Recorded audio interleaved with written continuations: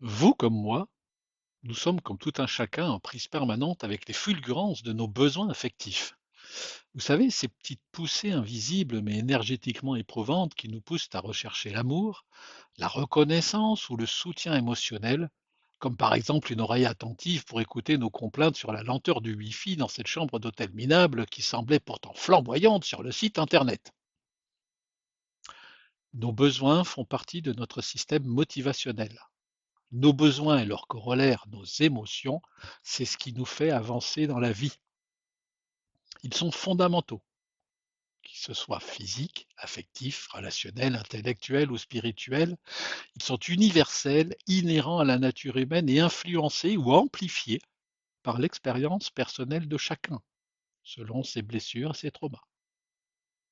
Nos besoins affectifs en particulier sont un peu comme un GPS intérieur. Mais attention, pas un de ces GPS modernes qui vous dit où aller avec assurance, avec une voix suave. Non, non, celui-là nous semble un peu hésité, chaotique. Ces messages ne sont pas toujours clairs pour nous. Prenez à droite, enfin, peut-être à gauche, non, pas par là, faites demi-tour. Et pendant ce temps-là, nous, pauvres voyageurs émotionnels un peu perdus, errons en quête de comblement affectif, le cœur en vrac. Un peu comme une valise trop remplie qui peine à rester fermée et que l'on tente en vain de boucler sous les injonctions empressées d'une hôtesse au comptoir d'embarquement. Le complément de nos besoins affectifs passe souvent par la relation amoureuse. Aimer et être aimé. Voilà le leitmotiv. Être aimé signifie être l'objet de l'amour de quelqu'un.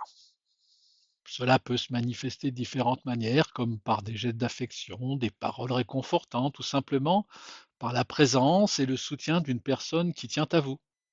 Être aimé, c'est se sentir important pour quelqu'un, se sentir en sécurité et valorisé.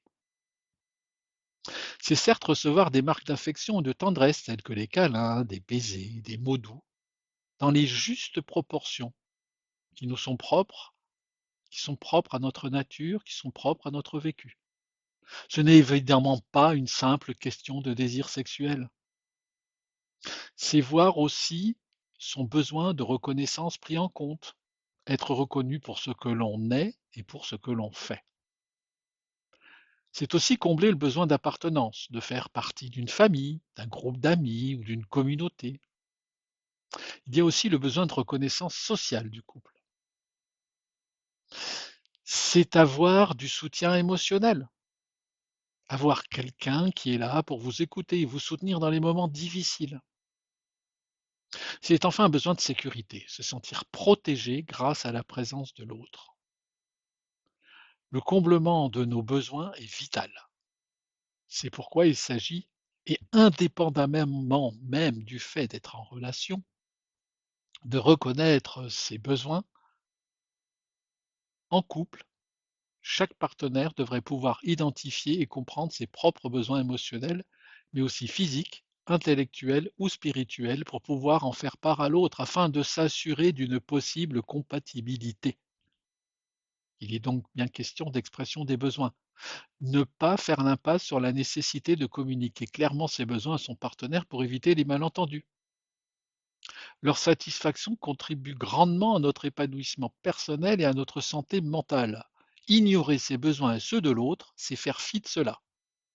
C'est ne pas se respecter, ni soi, ni l'autre.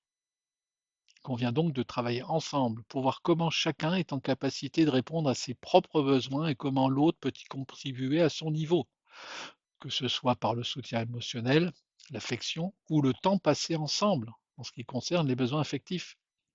Il ne s'agit évidemment pas de demander à l'autre de combler tous ses besoins. Ce doit être un travail salvateur qui prenne également en compte les limites de chacun, car ne nous leurrons pas, il y a des limites.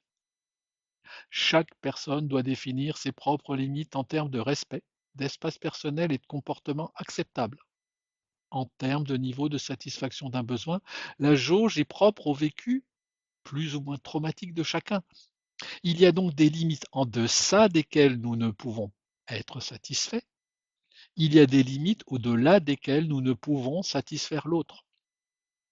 Il faut donc impérativement partager ses limites avec son partenaire de manière claire et respectueuse. Il est crucial que chaque partenaire respecte les limites de l'autre pour maintenir une relation saine et équilibrée. L'intégration des besoins et des limites mutuelles passe par l'équilibre. Trouver un équilibre entre satisfaire les besoins de chacun et respecter les limites posées. Il y a là une question d'adaptabilité. Dans quelle mesure on est prêt à ajuster ses comportements et ses attentes en fonction des besoins et des limites de l'autre. Tout n'est donc pas qu'une question d'amour. Il faut savoir rester humble face à cette question. Parfois, il pourrait être nécessaire de négocier pour trouver des compromis qui respectent les besoins et les limites des deux partenaires. Le tout est d'être authentique et honnête envers soi et envers l'autre. Au fur et à mesure que se développe la relation, il peut être judicieux de passer par des pratiques concrètes telles que des check-ins, avoir des discussions régulières pour vérifier que les besoins et les limites de chacun sont respectés. Pratiquer une écoute active. Prêtez attention aux signaux verbaux et non verbaux de votre partenaire pour mieux comprendre ses besoins et ses limites. Faire preuve de flexibilité. Être ouvert aux ajustements et aux changements acceptables, évidemment, au fur et à mesure que la relation évolue.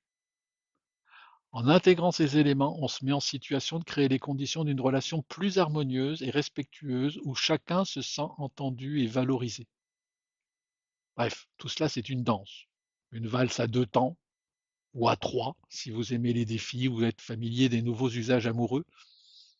Ce qui compte, c'est de rester en mouvement, de rester à l'écoute et parfois de savoir rire ensemble aussi de ces maladresses. N'oubliez pas le facteur temps.